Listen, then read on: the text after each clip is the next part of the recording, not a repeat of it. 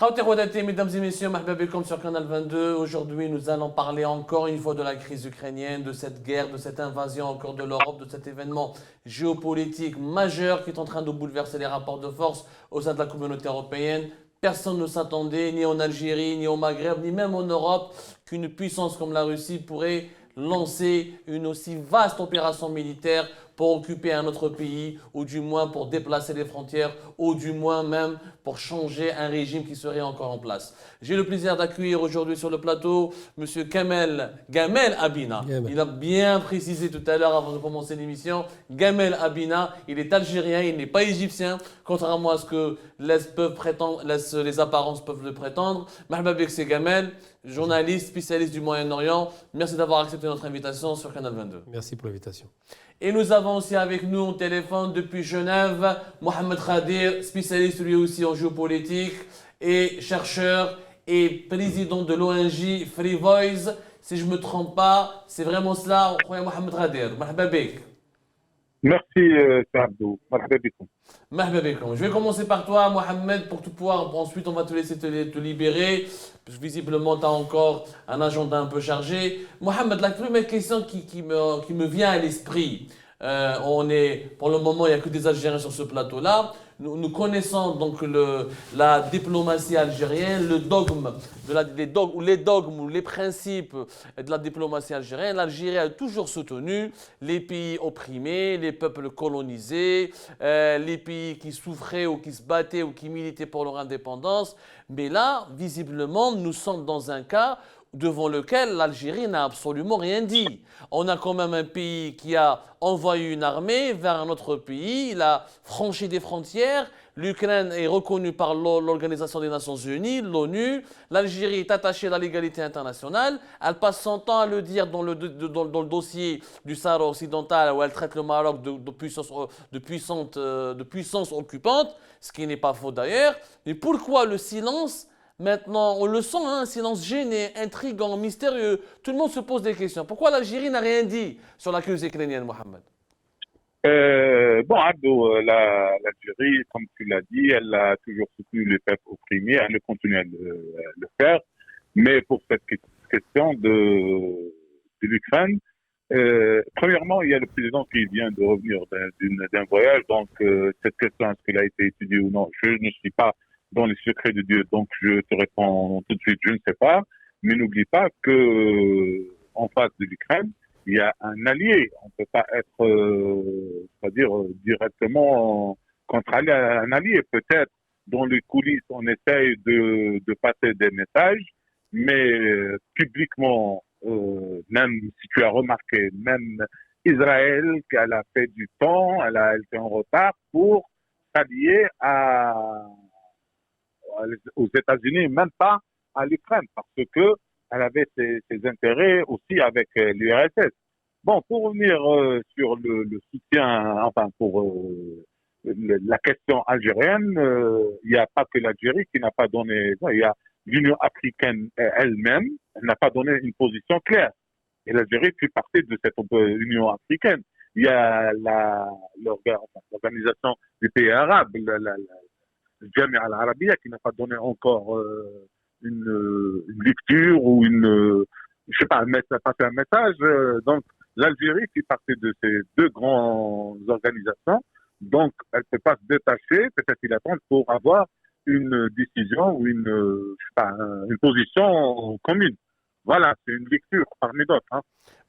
Mohamed, oui, mais quand même, كي نشوفوا la diplomatie algérienne, نهار كامل, le Maroc, colonisation, le Sahara occidental, le peuple opprimé, l'histoire, on a une histoire, l'Algérie, la Mecque des révolutionnaires, on a soutenu la décolonisation des pays africains. On a l'impression que parce qu'il s'agit de Poutine, on est خايفين. قولوها صراحة يعني محمد راك tu es chercheur, tu es journaliste, tu as même rencontré une fois, tu connais le système algérien, tu as rencontré l'actuel chef de la diplomatie algérienne. Est-ce que ce n'est pas le fait qu'il s'agit de Poutine que ça dérange? Poutine, il m'a خافوا منه ولا واش صاري. Bon, Abdou, moi j'ai rencontré Amamara dans d'autres conditions et c'est-à-dire pour faire une interview qu'on dit les de passage ici pour le Conseil de droits de l'homme, d'ailleurs qui vient de s'ouvrir pour sa 49e édition.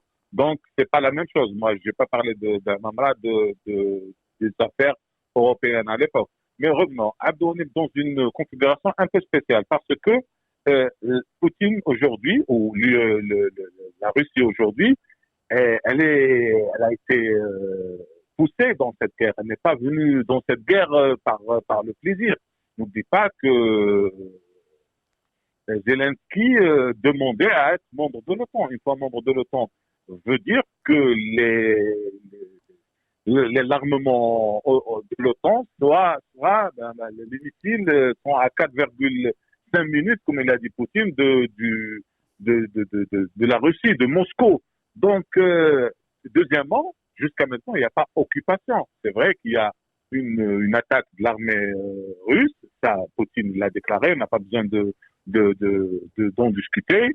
Et Poutine, il a déclaré aussi tout à l'heure qu'il ne veut pas occuper l'Ukraine, mais tout simplement changer ce système qui représente un danger pour la Russie. Ce qui est vrai. Parce que l'erreur, elle est où, Abdou? L'erreur, c'est que les Américains, ils ont poussé le bouchon trop depuis la chute du mur de Berlin. Ils avaient conclu avec l'ancien système de l'URSS de ne pas avancer l'OTAN jusqu'aux forces de la Russie. Chose qu'ils n'ont pas fait, parce qu'il y a plusieurs pays maintenant qui sont dans l'OTAN. À titre d'exemple, la Pologne et des pays, même des anciennes républiques qui appartenaient à l'URSS.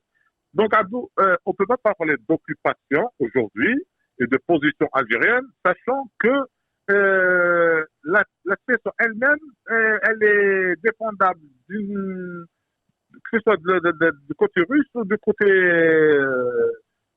ukrainien. C'est vrai que... Mohamed, qui est oui, défendable. Mohamed, qui est défendable. C'est quand oui. même, attention, c'est quand même une position assez dangereuse. Donc, Redouane, Inch'Allah, n'importe quel pays peut attaquer un pays voisin juste parce que ce pays voisin défend une option ou veut intégrer une organisation qui n'arrange pas les intérêts de son voisin. C'est-à-dire, donc, demain, le Maroc peut nous attaquer, ou donc nous, on peut attaquer le Maroc. Est-ce que le Maroc peut nous attaquer ou nous on peut attaquer le Maroc parce que le Maroc a noué une alliance avec Israël ou là parce que le Maroc va dire ah l'Algérie elle est trop proche de la Chine, etc. Quand on dit c'est défendable, est-ce que le monde de demain, parce que l'agression, invasion, opération militaire, peu importe la terminologie selon l'idéologie ou selon la position de laquelle on parle. Mais est-ce qu'elle ne va pas inaugurer un monde qui sera différent de celui qu'on connaît et un monde un peu dangereux, où le plus fort peut se permettre de faire ce qu'il veut parce qu'il est le plus fort? Bon, pour répondre à ta question, la première, est-ce que le Maroc peut nous attaquer? Nous, on peut attaquer le Maroc. Historiquement, l'Algérie n'a jamais attaqué qui que ce soit, ni le Maroc, ni la Tunisie, ni la Libye. Par contre, le Maroc, il a attaqué l'Algérie à 2 fois. Mais c'est pas grave, c'est pas notre sujet. Mais aujourd'hui, c'est pas la même situation. C'est-à-dire, demain, si l'Israël ramène des armes, je ne sais pas moi, des missiles dans la région, dirigés vers l'Algérie, moi, personnellement, je trouverais vraiment choquant que l'Algérie n'attaque pas. Que ce soit le Maroc ou n'importe quel pays, parce que si tu n'attaques pas, demain tu seras attaqué. La Russie, pourquoi elle a réagi comme ça?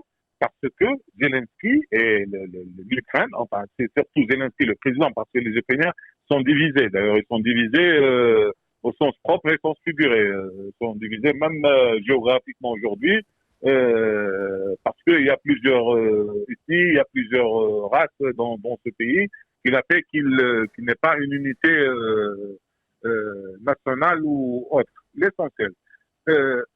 Maintenant, quelqu'un qui te menace, si tu attends jusqu'à ce qu'il te bombarde, ça c'est une option que, écoute, les États-Unis, en 1962, elle a presque attaqué le Cuba parce que les Russes, enfin à l'époque c'était l'Union soviétique, ils ont placé des missiles à Cuba. Donc, les Américains, qu'est-ce qu'ils ont fait? Ils ont fait un embargo sur Cuba et ils allaient attaquer Cuba c'est-à-dire, ce qui a fait jouer, c'était une question de quelques heures où Robert Kennedy, il a parlé avec l'ambassadeur russe à l'époque, enfin, soviétique à l'époque.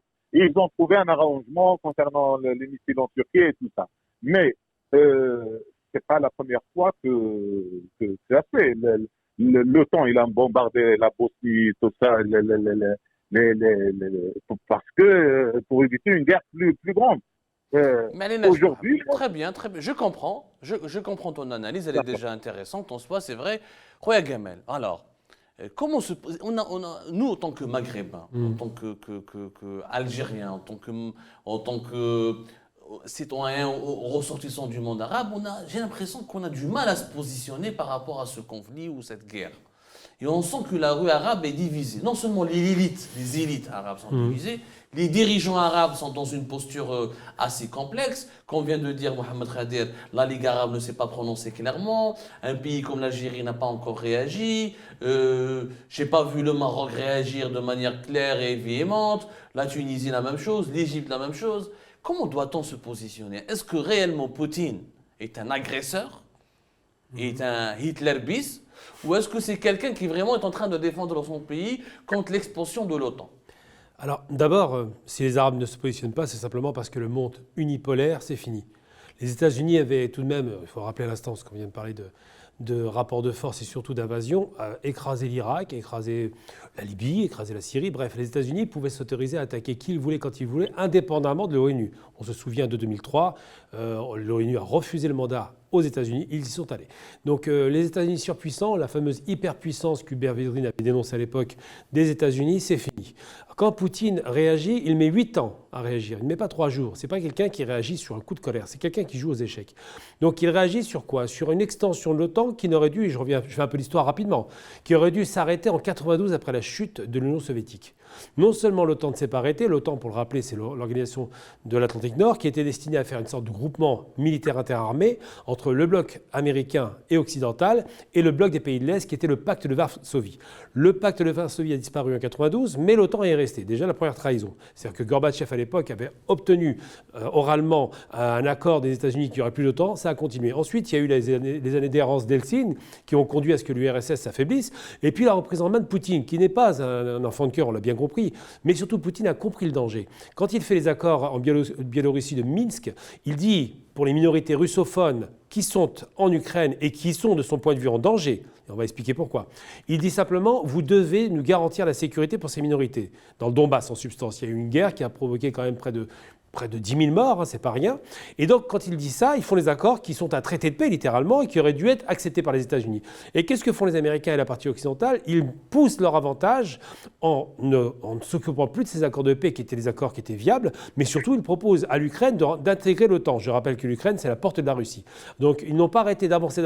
Et la question qu'on peut se poser aujourd'hui, une question légitime, c'est pas de savoir pourquoi Poutine se défend, parce que finalement, quand il fait ça, il défend une position, il est en position défensive. En 63, quand les Russes envoient des missiles à Cuba qui préparent des installations d'armement offensifs, les Américains ont failli provoquer une troisième guerre mondiale. Et là, aux portes de la Russie, il faudrait que les Russes ne disent rien. Je ne suis pas, moi, pro-guerre du tout. Hein. Je considère que la Russie se redéploie de façon assez violente et visible. On le voit avec l'Afrique. Mais une réalité qui se pose, c'est qu'effectivement, les Russes ont tout fait pour empêcher que ça arrive. Aujourd'hui, Poutine réagit de la pire façon qui soit. Mais il réagit pourquoi? Parce que les Américains se moquent de lui. Donc, quand vous posez la question de savoir pourquoi les Algériens ne sont pas dans une posture défensive en disant c'est pas normal une invasion d'un pays, et c'est vrai que c'est une invasion, là-dessus on ne discute pas, il y a un passé. L'Ukraine, c'est quand même la base armée des Hitlériens contre les Russes à l'époque. Il ne faut pas oublier qu'il y a quand même des massacres à grande échelle là-bas. Donc Poutine ne peut pas être un Hitler. En revanche, Poutine est un impérialiste. Ça, il n'y a pas de problème là-dessus. Il l'a montré en Géorgie, il l'a montré en Abkhazie, il l'a montré dans toute la frontière sud, il l'a montré même dans un massacre énorme dont tout le monde se fiche à l'époque quand il a massacré la Tchétchénie. Je rappelle, c'est pour ça que je ne peux pas être pro-Poutine de ce point de vue-là, 300 000 morts en Tchétchénie, un tiers de la population éliminée. C'est un massacre sans nul. Il n'y a pas de comparaison possible à part la Seconde Guerre mondiale. Eh bien aujourd'hui, Poutine se défend d'une position américaine très agressive. Rappelons quand même que Biden, qui a voté en 2003 la guerre en Irak, rappelons qui sont ces gens-là. va dans une posture agressive, Poutine se défend violemment. Maintenant, les Algériens, pourquoi ils prennent une position neutre, et c'est la neutralité qu'ils vont adopter jusqu'au bout, c'est parce qu'ils savent que ça va durer une dizaine de jours, cette invasion, que Poutine appelle l'armée à faire un coup d'État contre ce président qui a été placé à la place à l'époque de l'ancien président élu démocratiquement. On se rappelle quand même qu'il y a eu une révolution orange qui a fait tomber un président pro-russe. Donc ça, ils s'en souviennent. Les Algériens, surtout, sont les principaux alliés de la Russie sur la question du Mali, sur la question de la Centrafrique, et ils ont besoin des Russes en termes d'armement et de positionnement international. Aujourd'hui, le rideau de fer est retombé dans le monde parce que les Américains ont fait tout pour radicaliser les Russes. Védrine le disait très bien encore ce matin, il a dit nous aurions dû lever le pied, nous aurions dû écouter les Russes, nous aurions dû ne pas exagérer notre position parce que nous avons radicalisé Poutine. Poutine est le produit d'une politique occidentale offensive. Et donc les Algériens ne se trompent pas de guerre, ils savent parfaitement qu'une invasion d'un peuple est une mauvaise chose, mais ils savent pourquoi ça a été fait. Maintenant, c'est la réelle politique qui rentre en considération. Est-ce que l'Algérie doit condamner la Russie? Elle ne peut pas le faire pour des raisons simples, c'est géostratégique. Elle est du bloc de l'Est aujourd'hui. Justement, Megaman, ce que tu dis, moi j'adhère à ta grille de lecture. On ne peut pas nier qu'il y a une hyperpuissance américaine qui a fait beaucoup de mal au monde et qui explique en partie la radicalisation de Poutine. Mais aujourd'hui, quelle est la garantie que nous avons que le monde de demain sera un monde plus sûr, multipolaire? La disparition de l'hyperpuissance américaine ne va-t-elle pas céder à une nouvelle hyperpuissance russe, celle de Poutine? Et est-ce que Poutine ne fera pas pire que les Américains? Qu'est-ce qui empêchera Poutine d'aller vers un autre pays? Voilà, parce qu'il va dire je vais m'attaquer à la Roumanie, allez, demain c'est les Pays-Bas, etc. Et en plus, on a vu Poutine en Syrie, il a joué un rôle quand même considérable. Mais l'image, elle est là. Aujourd'hui, la Syrie, elle a été vassalisée. Bachar Assad, quand on voit Poutine arriver sur la fameuse base aérienne de Hmeymet, voilà, et une base navale à Takia, voilà, pour ne pas me tromper sur les noms des villes, on voit Bachar Assad derrière, Poutine, lui, le chef. Ça nous rappelle les images des anciens empires coloniaux, où il y a l'empereur qui vient visiter une colonie. Donc, est-ce que c'est pas rassurant, donc, finalement? Est-ce que c'est rassurant pour les petits pays, pour le monde que nous sommes, que nous représentons, pour nos pays à nous? Nous sommes encore une fois entre le marteau et on est entre deux feux qui peuvent nous J'ai envie de dire, pour modérer le propos, je ne dirais pas qu'on est entre le marteau et l'enclume. On est entre deux superpuissances. Bon, on n'est pas dans les années 60, la troisième voie n'existe plus maintenant, malheureusement. Entre deux superpuissances qui rejouent aux échecs. Les théâtres d'opération, malheureusement, sont en Asie, évidemment. Enfin, l'Asie, Moyen-Orient plutôt, et l'Afrique. On voit bien que l'offensive russe en Afrique est considérable. Après, il y a le bon et le pas bon. En République centrafricaine, par exemple, les Russes ont stoppé un massacre qui était annoncé interethnique et interreligieux. Chrétiens contre musulmans, les anti-Balaka, les Balaka, bref. Au Mali, c'est pareil. Ils veulent en finir avec ce qu'on appelle les djihadistes. Donc c'est un terme très, très générique pour dire en gros des groupes qui se réclament de l'islam mais qui sont dans la séparation. Et évidemment, quand on voit effectivement la vassalisation, parce que le terme exact, il n'y a pas de problème là-dessus, la Syrie, une fois qu'elle est tombée dans cette guerre civile, est devenue la vassale de la Russie. Mais il faut être très clair, la Libye, qui n'est vassale de personne aujourd'hui, est un champ de bataille permanent. On ne trouve pas de solution.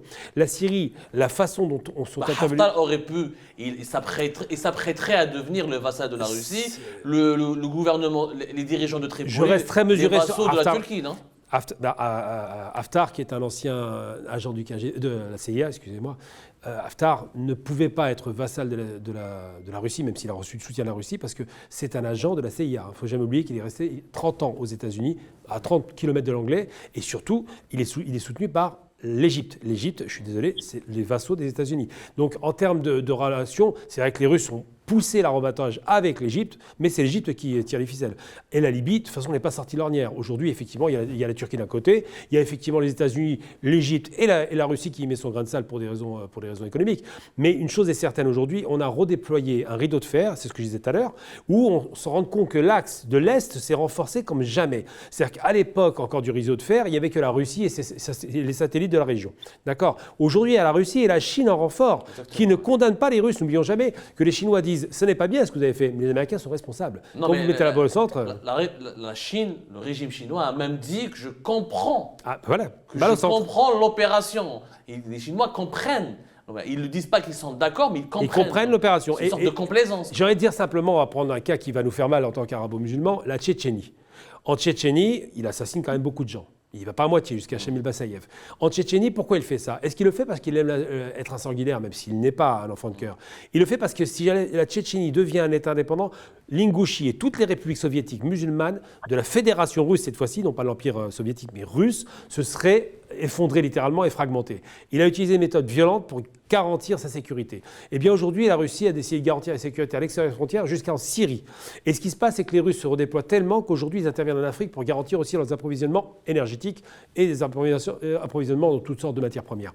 Donc il faut comprendre que l'axe chino-russe qui s'installe, que je vais appeler, je vais utiliser un barbarisme, la Ruchine, donc c'est la Russie et la Chine qui fusionnent littéralement, sont d'accord pour contrer les États-Unis. Et ils ont un intérêt commun et convergent. D'un côté, il y a le bâton, c'est les Russes, clairement. Et de l'autre côté, il y a le porte-monnaie, les Chinois, qui achètent derrière et qui reconstruisent.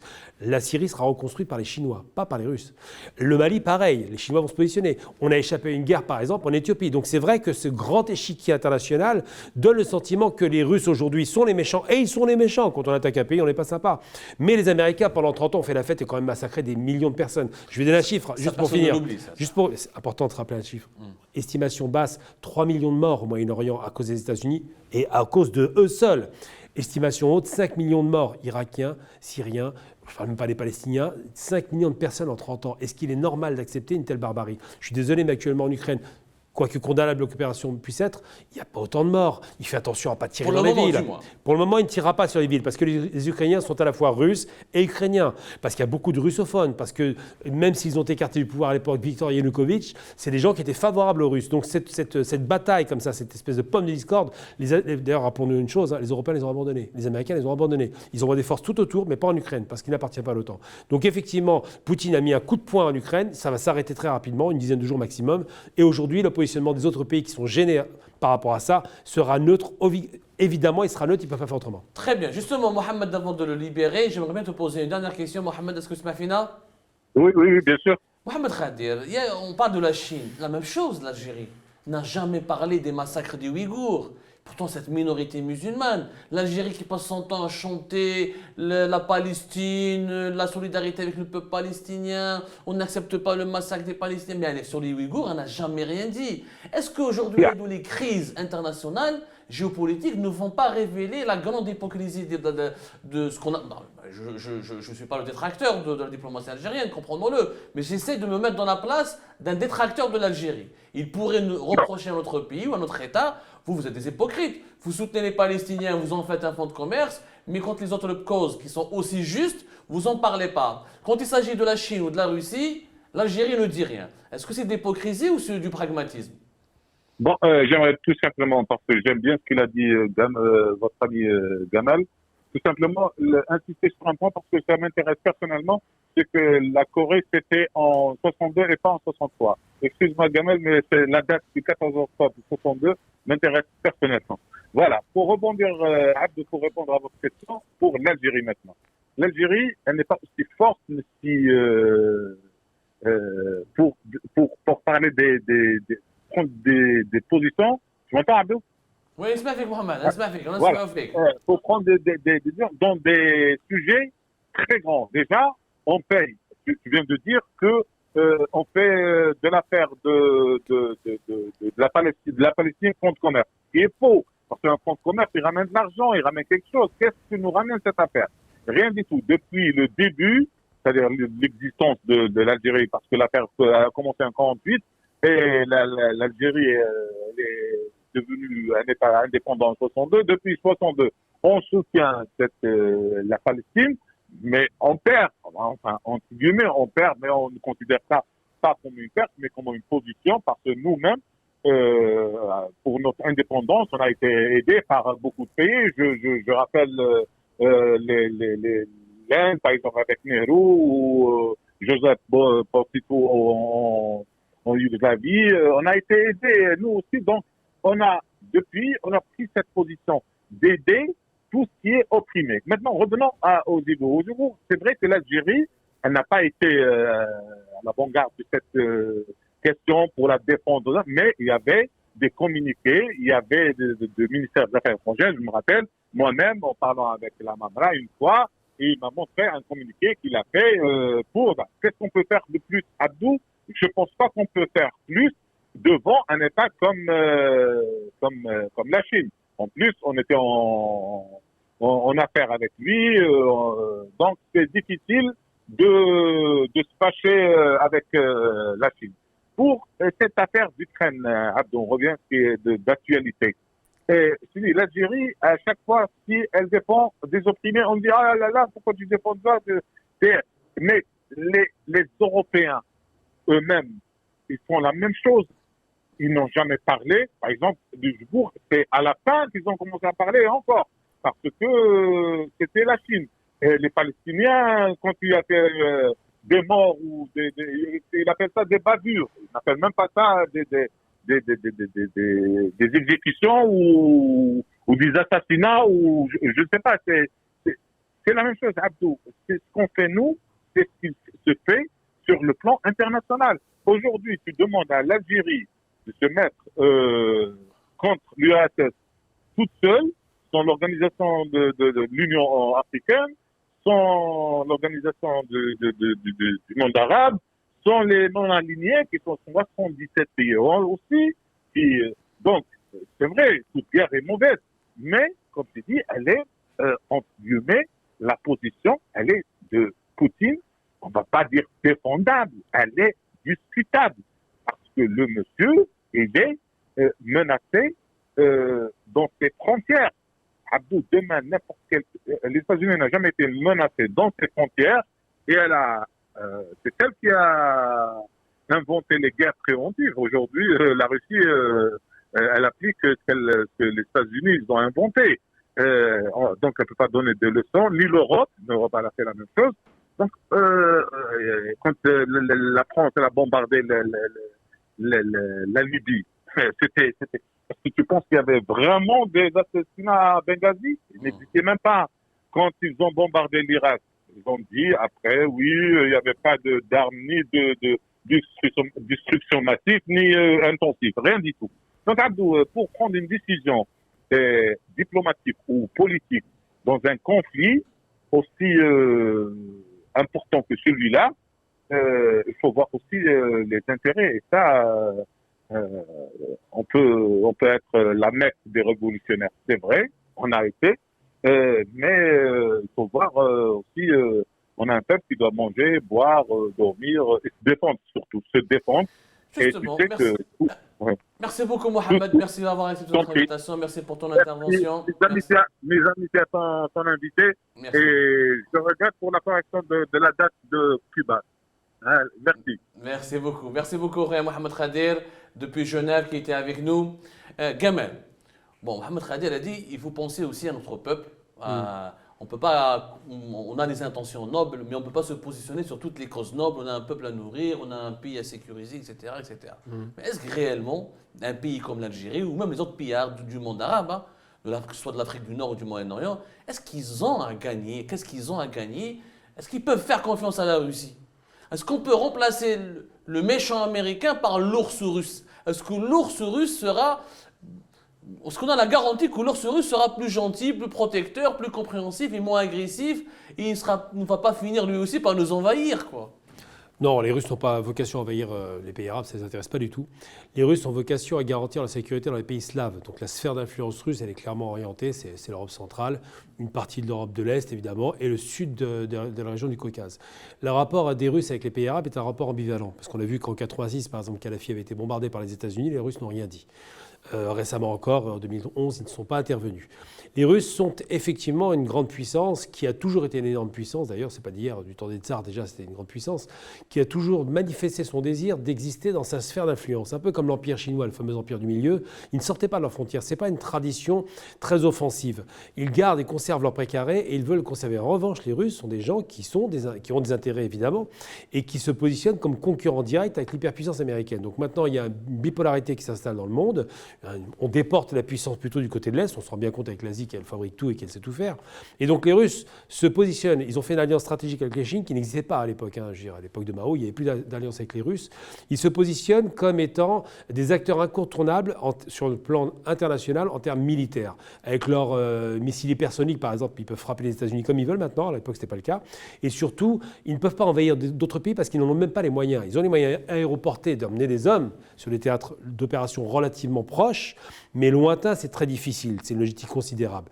Quant aux États-Unis, qui sont très, très offensifs sur la planète, qui ont des bases partout, ils ont, je crois, plus d'une centaine de bases dans le monde, eux sont inquiétants parce qu'ils interviennent à chaque fois que leurs intérêts sont mis en danger de leur point de vue.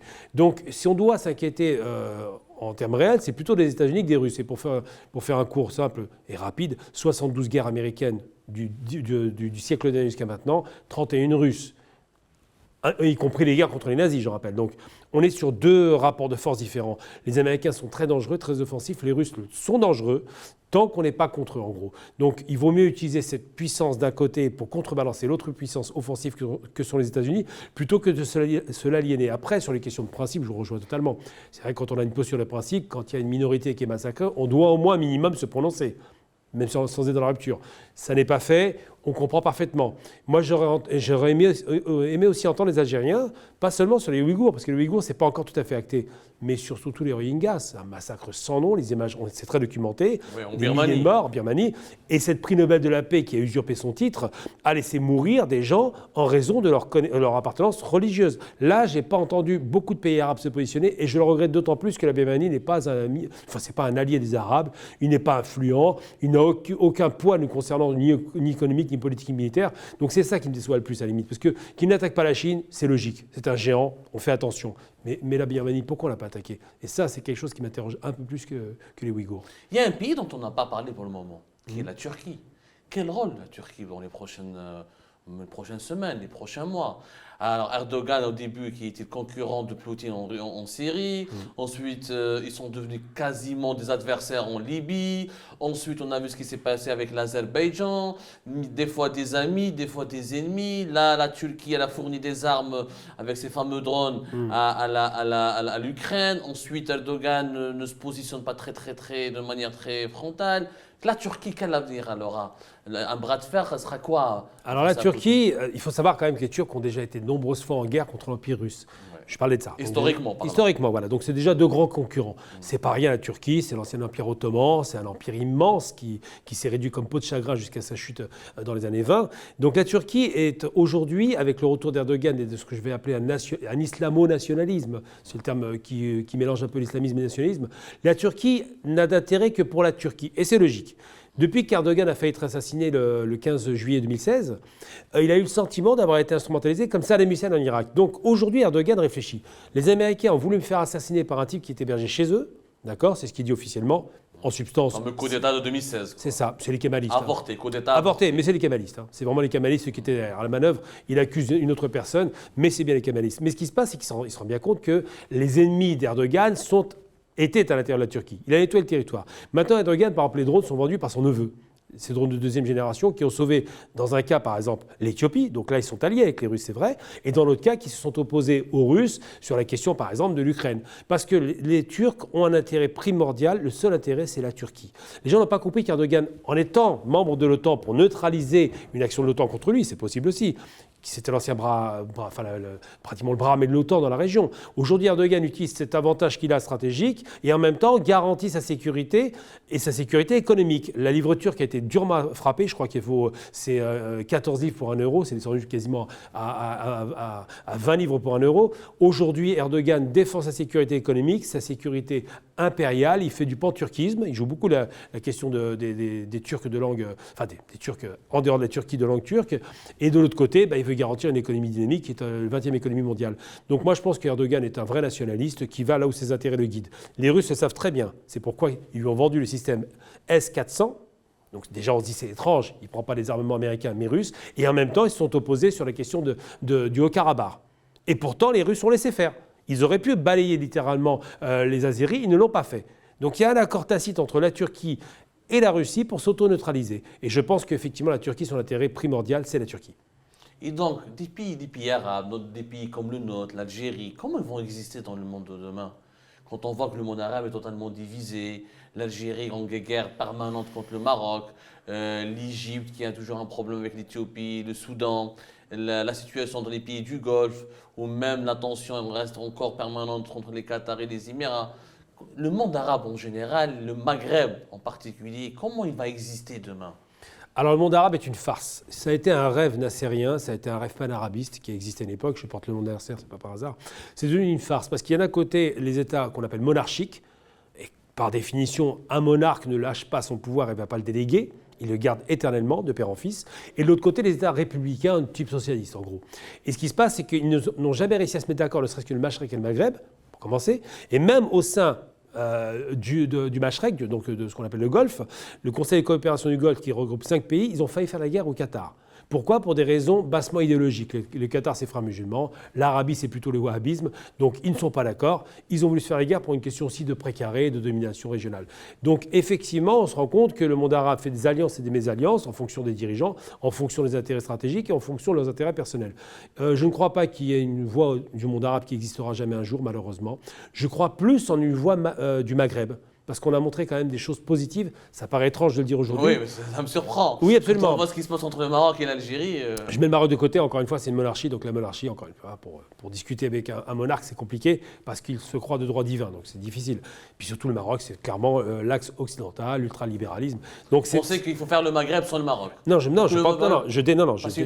déplore que le Maroc puisse pas se mettre d'accord avec l'Algérie. Moi, j'aurais rêvé de voir, je vais donner une petite piste de réflexion, j'aurais rêvé de voir un cartel pour en finir avec ces problèmes régionaux et ces problèmes frontaliers, un cartel sur le phosphate. Parce que si on voulait se mettre d'accord, comme l'Europe l'a fait avec l'acier et le charbon, on aurait pu se mettre d'accord avec le phosphate, qui est une immense puissance, une immense richesse dont on a cruellement besoin dans le monde. Nous sommes les premières réserves de phosphate au monde, le Maroc, le Sahara occidental, l'Algérie, la Tunisie. On pouvait faire un cartel avec ces pays-là et dépasser les questions bassement régionales de clivage, de drapeau, je ne sais, et arriver à s'unir. Bon, ça, c'est une piste de réflexion qui peut être lancée, je la lance maintenant devant vous, mais je pense qu'effectivement, aujourd'hui, le Maghreb commence à s'unir, ça paraît étrange, mais ça commence à s'unir, quoi qu'il en soit. On attendra le Maroc. L'Algérie, Mauritanie, Tunisie, on voit bien que l'Algérie et la Tunisie, c'est des copains maintenant. Et peut-être, on espère, la Libye, puisque la paix semble prendre enfin peut-être le chemin de la réussite. C'est là-dessus que je m'appuie pour imaginer que le Maghreb est plus solide que le Machrek, qui ne fonctionne que sur des questions d'argent. Mais est-ce qu'il n'y a pas un autre danger face à l'axe Rushin, comme vous l'avez appelé, c'est-à-dire à l'axe Pékin-Moscou, qu'on le veuille ou non, avec Washington, Bruxelles, Paris ou Berlin ou Londres? Ces pays-là, il y avait un minima démocratique.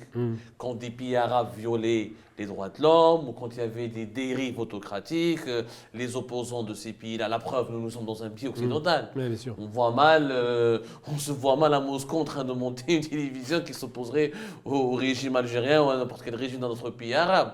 Mais est-ce que l'hyperpuissance de l'axe Moscou-Pékin ne va pas aggraver les dérives autocratiques dans les pays arabes? Et de ce fait-là, les opinions et les peuples arabes seront, encore une fois, les plus gros perdants. Alors, la dérive autocratique, il n'y a pas besoin des Chinois et des Russes, puisque de toute façon, on a un modèle magnifique chez nous. C'était déjà, même avant l'avènement du colonialisme, c'était déjà des régimes très, très, très autocrates. Mais ça ne va pas les aggraver. Ils vont maintenir leur positionnement. Ils vont se maintenir comme étant des pays qui ne partagent pas le pouvoir. Et le concept de démocratie, qui est un concept finalement plus ou moins grec, n'oublions jamais que la démocratie, c'est que pour les citoyens grecs. Donc on peut en discuter de ça. Le concept démocratique est un concept, à mon sens, de pays bourgeois qui ont de l'argent et qui sont en mesure de l'appliquer. Parce que des pays qui sont en développement, leur dire donner le pouvoir au peuple, partager le pouvoir, c'est compliqué à vendre. Et je crois difficilement que, tant qu'on n'a pas un développement sérieux, je parle, qu'on obtienne ce rang de démocratie. Je ne parle même pas des monarchies, parce que ça, c'est confisqué, mais par contre, pour ce qui concerne les modèles comme les nôtres, qui auraient dû être des modèles, clairement, qui devaient éclairer le reste de l'Afrique, par exemple, ces modèles sont en échec, malheureusement, pour une simple et bonne raison qu'on n'a pas de modèle préexistant. Donc, il n'y a pas de tradition démocratique, et c'est difficile de mettre ça en place. On va en parler avec notre invité qui vient de nous rejoindre. Docteur Tarek, est-ce que vous m'entendez? Oui, je t'entends très bien. Ah, merci beaucoup de nous avoir rejoints. Merci beaucoup de nous avoir rejoints, d'avoir accepté notre invitation. Justement, vous venez de rejoindre, vous venez de prendre le train en marche. Est-ce que, docteur, vous pouvez nous dire quel est votre regard déjà sur la crise actuelle ukrainienne, sur les violences qui sont en Russie et sur les potentiels dangers que cela peut représenter pour les pays de notre région? Écoutez, merci beaucoup pour votre invitation. J'écoutais avec beaucoup d'attention ce que vous disiez sur principalement les problématiques que vous avez et qu'on a tous vues concernant le Maghreb. Et là, actuellement, avec l'Ukraine, j'ai bien envie de dire, y a-t-il quelqu'un pour sauver le soldat Zelensky? Parce que franchement, ce soldat Zelensky a été laissé tout seul. Il n'y a même pas une petite compagnie européenne ou américaine qui est capable d'aller sauver ce soldat, bien que j'ai bien entendu que Monsieur le Président Macron a décidé avec quelques hommes du GIGN de les faire déplacer à Kiev pour peut-être sécuriser la vie ou la personne du président ukrainien. Alors À justement, mon avis, vous, docteur Tarek, vous estimez que l'Ukraine est un pays martyr. Vous n'êtes pas d'accord avec cette lecture que nous avons eue déjà avec nos invités précédents qui affirment que non, l'Ukraine a été instrumentalisée par l'Occident, elle a été instrumentalisée par les Américains pour radicaliser les Russes, que les Ukrainiens sont tombés dans le piège, que l'avancée de l'OTAN pourrait être une menace contre la Russie et que la Russie, sa réaction est légitime. Vous, votre posture, c'est clair, que Zelensky est un héros, l'Ukraine, elle est martyre. pour moi, c'est pas une histoire de dire que c'est un martyr ou c'est un champion. Non, pour moi, c'est l'existence même de la démocratie. Et bien sûr qu'on n'est pas dans le monde des bisounours, mais en même temps, si on est en France, on parle de démocratie, il faut parler jusqu'au bout de la démocratie. Il ne faut pas être non plus démagogique et il faut penser que ce pays, il est souverain, il a fait une révolution, la révolution orange qui est à la place Médane, qui a fait en sorte que ces gens ont choisi. Alors, il ne faut pas oublier qu'en Ukraine, il n'y a pas un taux d'alphabétisation qui est très bas. Au contraire, il est très haut. On a des gens qui sont cultivés, on a des super universités, on a des personnalités qui vont à l'étranger, qui reviennent. Le gros problème, c'est que l'image de ce qu'on appelle de la démocratie typiquement européenne ou américaine, les pays de l'Est en veulent de ça. Et lorsqu'ils en veulent de ça, ils vont sur ce qu'on appelle les intellectuels et aussi cette espèce de caste qui est capable de lever ce qu'on appelle l'objectif politique ou l'objectif d'être un État qui pourrait aboutir à être quelque chose comme une démocratie qui est capable de décider. Le problème il y a un manque au niveau de cette élite politique à l'intérieur de l'Ukraine qui a été franchement guidée par ce que j'appelle moi des bruits qui venaient des États-Unis. On sait très bien qu'il y a des généraux américains d'origine ukrainienne qui ont voulu faire des investissements principalement dans le tourisme et qui se sont installés sur la mer Noire et qui ont demandé à l'État ukrainien de leur faire pas mal d'aide, de facilité. Et ces gens-là ont investi avec des milliards de dollars. On en parle d'à peu près 22 à 30 milliards de dollars. Et ces gens-là ont une force à Washington qui peuvent pousser les Américains à dire, écoutez, il faut soutenir cet État. Et c'est là qu'on rentre dans ce qu'on appelle le jeu des nations. Et ce jeu des nations, il n'est pas facile pour une petite nation qui, comme l'Ukraine, a un grand voisin qui est l'Union soviétique, qui est la Russie. Mais malheureusement, le discours de M. Poutine nous renvoie toujours vers l'Union soviétique parce que ce monsieur-là s'imagine que c'est avec la force qu'il peut régler les choses et rien d'autre. Alors vous allez me dire, oui, mais votre président, le président Macron, n'a rien pu faire. Mais oui, mais qu'est-ce que vous voulez qu'il fasse? Plus que faire de la diplomatie. J'entendais M. Sarkozy, ancien président, qui sortait de l'Élysée. Qu'est-ce qu'il a dit? Il a dit, la France ne peut faire que de la diplomatie. Il faut qu'on le fasse. Cette diplomatie est le seul moyen. Docteur, Zelensky, le président ukrainien, a quand même fait le reproche aux Européens. Ils n'ont pas été soutenus.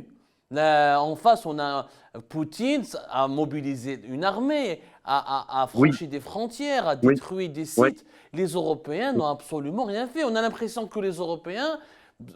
alors, la Libye... Avec la Libye ou les autres pays du monde arabe, c'est très facile de les bombarder, c'est très facile de renverser des régimes autocratiques ou des régimes autoritaires. Mais quand il s'agit de la Grande Russie en face, on sent les Européens apeurés, repliés sur eux-mêmes. On a l'impression qu'ils ont sacrifié les Ukrainiens. C'est quand même une posture. C'est pas une posture immorale selon vous, d'abandonner comme ça nous rappelle Hitler avec la Pologne en 1939. Toute comparaison n'est pas raison. Voilà. quelque part, c'est exactement, moi je vous donnais l'exemple de l'Irak et du Koweït. Lorsque Saddam Hussein avait envahi le Koweït, on avait Exactement, fait oui. une super coalition internationale pour aller libérer le Koweït. Et il y avait même ceux qui ne s'entendaient pas qui étaient dans cette coalition. Maintenant, le problème de l'Ukraine, c'est qu'à un certain moment, il était en train de discuter, le président Zelensky était en train de discuter avec les deux, la première puissance américaine et l'autre puissance qui est l'Europe, pour intégrer deux grands, j'allais dire, groupements, qui est l'Union européenne et l'OTAN. La question maintenant, c'était au niveau de ces deux institutions, c'est ce qu'on appelle, est-ce que l'Ukraine avait dépassé les paramètres qu'on pouvait dire, alors on peut les faire adhérer ou pas. Et c'est vrai ce que vous dites, à un certain moment, on a laissé passer parce qu'on croit à la démocratie. Qu'est-ce que vous voulez? Qu'on ouvre une guerre nucléaire avec les Russes en disant, allez, et on se tape tous entre nous? Le problème qui se passe actuellement, c'est qu'à un certain moment, on n'a pas cru Poutine. On n'a pas cru, on s'est dit, ben, il va pas le faire. Et Pourtant, finalement, le il l'a fait. renseignement Alors, américain, Dr Tarek, était très clair, hein. Finalement, je me souviens, il y a quelques jours, on se moquait des renseignements américains et des informations qui circulaient dans les médias américains, mais les Américains ont dit, dans quelques jours, les Russes vont envahir, ils vont attaquer, ils vont faire ceci et cela. Donc les renseignements américains l'avaient oui, prévenu le monde, hein. il y avait une probabilité, et la probabilité, c'est vraiment arrivé le fait que c'était juste après la fin des Jeux Olympiques de Pékin, et c'était vrai, Poutine avait donné presque, j'allais dire, un gage au président chinois en disant qu'il ferait rien avant et puis peut-être après. Et voilà comment ça s'est passé. La question, c'est pas le fait en lui-même l'acte, parce qu'on attendait un acte. Moi, j'avais même parié avec un ami en disant il rentrera au Donbass. C'est impossible. Tout ce qu'il fait, c'est pour rentrer au Donbass. Mais le fait de traverser après le Donbass, et là, c'est vraiment hyper stratégique parce que pour moi, qui est lecteur dans ce que j'appelle moi, tout ce qu'on appelle les centres de recherche, il y a un grand paramètre que tout le monde, pas beaucoup, il le voit, mais on en parle beaucoup, c'est ce qu'on appelle la mer Azov. Et cette mer qui est à l'intérieur, qui est après la mer Noire, et cette mer-là qui est, si vous voulez, au sud, entre la Russie et l'Ukraine, Poutine s'est dit à un certain moment, comme cette mer est la base maritime de plusieurs bateaux et de sous-marins stratégiques russes, Poutine s'est senti très attaqué dans le sens où il avait eu des informations comme quoi les Américains cherchaient à comprendre beaucoup d'informations sur ce qui se passait là-bas. Et pour moi, l'objectif de Poutine, c'est ce qu'on appelle déplacer les frontières et d'aller faire ce qu'on appelle une ligne qui va de la presqu'île de la Crimée jusqu'à le Donbass, et en disant qu'on n'interdit plus rien à l'Ukraine de passer. Et cette espèce de croissant qu'il veut faire là-bas pour vraiment préserver ce qu'il appelle lui et les autres la sécurité nationale russe. Et à partir de là, je pense que personne ne pariait que Poutine allait dépasser ceci. Pour moi, c'était ça. Mais là, maintenant, il y a comme une espèce d'obsession pour tuer le président Zelensky et pour... Alors lui, il utilise le terme de nazisme, comme quoi il y a des nazis dans l'appareil d'État ukrainien, qui fait qu'il a derrière lui pas mal de nationalistes russes qui leur rappellent dans l'histoire qu'ont fait les soviétiques pour combattre le nazisme. Et à partir de là, je pense que ça a pris une autre dimension. Là, on est à 36 heures d'un acte de guerre immoral, d'un acte de guerre qui va être condamné, même que lorsque dans au Conseil de sécurité de l'ONU, même s'il y aura le veto russe, on s'en fout quelque part, excusez-moi du terme, mais pour nous, il faut que ce monsieur reconnaisse qu'à un certain moment, on ne peut plus faire de la politique de la sorte. Et c'est exactement pareil pour les Américains. Je suis pas là pour défendre le monde de l'autre côté, parce que les Américains l'ont fait ailleurs, principalement en Irak, lorsqu'ils sont venus. Mais en même temps, il y a à un certain moment, la guerre est la porte de l'Europe. Et que fait ce monsieur? Il n'est pas capable de nous dire à un certain moment pourquoi il veut arriver à ça. Très bien, il nous reste que 2 minutes. Je vous remercie énormément, docteur. Merci beaucoup d'avoir accepté notre invitation. Juste le temps de poser une dernière question à notre invité Gamen sur le plateau. Moi, je voudrais juste comprendre, en guise de conclusion. Il y a une fascination quand même pour ce personnage qui est Poutine. Et on le voit sur les réseaux sociaux des pays arabes, notamment des pays du Maghreb. Est-ce qu'il ne faut pas s'en inquiéter? Est-ce que demain, les futures générations vont nous dire « Ah, la démocratie, c'est pas fun, c'est démodé, c'est faible. Il vaut mieux avoir un bon dictateur, un dictateur bien, et ça peut nous protéger plus, ça peut nous rendre plus puissants. » Est-ce que ce n'est pas inquiétant ça pour l'avenir? C'est pas tellement Poutine qui m'inquiète par rapport à ça, c'est plutôt la Chine. Parce que la Chine arrive en Afrique et dit la démocratie, on s'en fout. Nous, on n'a pas de démocratie, ça nous a développés. Donc, ils partent du principe que le dirigisme rapporte plus dans des pays faibles qu'un État démocratique. Et tout à l'heure, vous faisiez référence à la Pologne. Non, c'est pas la Pologne que ça me rappelle. Moi, ça me rappelle la Bohème-Moravie, ce qu'on appelle la Tchécoslovaquie. C'est-à-dire que les accords de Munich signés, Hitler, 6 mois plus tard, envahit effectivement cette région et personne ne bouge. Le 1er septembre 1939, quand il fait la guerre en Pologne, là, 3 jours plus tard, il y a la guerre. Les Français, les Anglais y vont, alors que sur la Tchécoslovaquie, ils n'ont pas bougé. Eh bien, c'est le même rapport avec, et c'était frontalier de l'Allemagne, parce qu'il y avait l'histoire des Sudètes, donc des Allemands du nord de la Tchécoslovaquie, qu'ils ont récupéré, annexion de ces territoires, puis ils ont envahi le reste. C'est vrai que Poutine, quelque part, il fait la même chose avec ce qu'on appelle les russophones, qui sont sur la frontière russe, et il a envahi tout le territoire.